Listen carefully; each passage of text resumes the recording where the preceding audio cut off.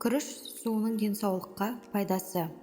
Ежелгі Қытай рецептілері тәніміздің денсаулығын сақтайды. Уақыттың өзі тексерген медициналық білім әдеттегі құралдар пайдасын тигізбеген кезде көмектеседі. Қытайлықтар күрішті ерекше жақсы көреді. Бұл тағамды көп тұтынатындары да кездейсоқтық емес. Дұрыс дайындалған күріш өмірді ұзартып, ағзаны қажетті заттектермен қамтамасыз етіп отыратын өте пайдалы тағам. Күріш жеп отырған кезде ағзаңыздағы токсиндер сыртқа шығады. Асқазан мен ішек жұмысын ретке келтіреді.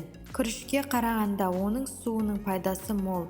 Егер бұрын-соңды күріш суының пайдасы туралы естімеген болсаңыз, дәл қазір салауатты өмірге жаңа қадам басасыз. Мінсіз келбет, күш-қуат, сау тері, күріш суын тұтынатын адамдардың серігі.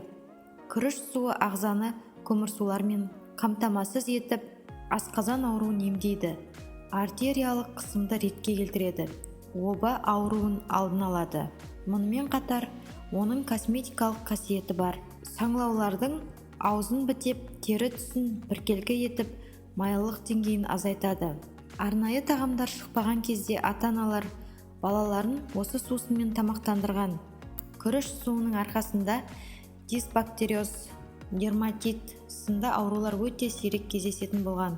Ол өте қарапайым әдіспен дайындалады. Аз мөлшердегі күрішті суға салып қайнатыңыз. 1 стакан суға 1 ас қасық күріш жеткілікті болады. Қайнатпа түсінің бұлдырлануына мүмкіндік беріңіз. Онымен күніне 2 рет бетіңізді жуыңыз. 1 аптаның ішінде оң нәтижесі байқала бастайды.